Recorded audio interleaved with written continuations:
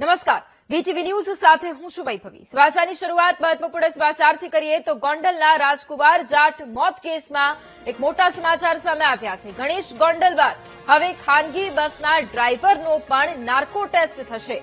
આગામી સપ્તાહમાં ગણેશ ગોંડલના નાર્કો ટેસ્ટનો રિપોર્ટ આવશે।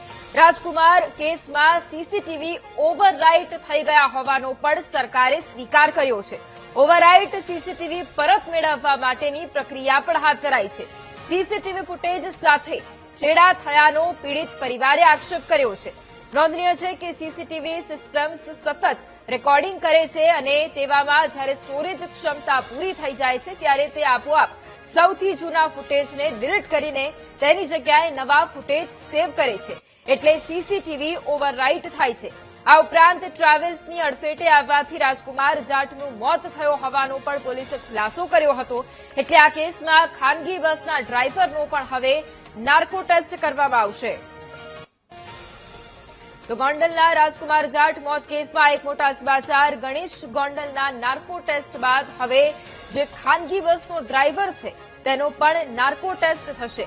આગામી સપ્તાહમાં ગણેશ ગોંડલના નાર્કો ટેસ્ટનો રિપોર્ટ છે તે સામે આવશે અને રાજકુમાર જાટના આ મોત કેસમાં સીસીટીવી ઓવરરાઇટ થયાનો પણ એક ગંભીર આરોપ પરિવારે લગાવ્યો હતો। સરકારે પણ હવે તેનો સ્વીકાર કર્યો છે। ઓવરરાઇટ સીસીટીવી પરત મેળવવા માટેની જે પ્રક્રિયા છે તે પણ ચાલુ કરવામાં આવી છે। સીસીટીવી ફૂટેજ સાથે ચેડા કરવામાં આવ્યા હતા અને આજ મુદ્દે સંવાદદાતા પાર્થ ફોન લાઈન પર છે। પાર્થ, ગોંડલના રાજકુમાર જાટ મોત કેસમાં એક મોટું અપડેટ, એક મોટો ખુલાસો।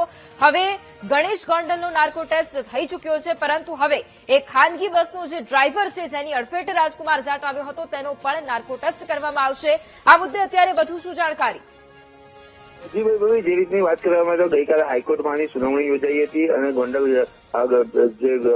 ગણેશ ગોંડલ છે, ગણેશ જાડેજા છે, તેના નાર્કો ટેસ્ટની વાત કરવામાં આવી હતી। નાર્કો ટેસ્ટ પૂર્ણ થઈ ગયો છે, પરંતુ પોલીસ તપાસ દ્વારા હજી સુધી જે વાત કરવામાં આવ્યો હતો, જે પ્રોગ્રેસ રિપોર્ટ અત્યારે ગુજરાત હાઈકોર્ટમાં ગઈકાલે રજૂ કરવામાં આવ્યો હતો। મહત્વની વાત કરવામાં આવે તો સરકાર તરફથી એ પણ નિવેદન આપવામાં આવ્યું છે કે હવે જે રાજકુમાર જાટ જે બસની અડફેટે આવ્યા હતા તે બસના ડ્રાઈવરનો પણ નાર્કો ટેસ્ટ કરવામાં આવશે।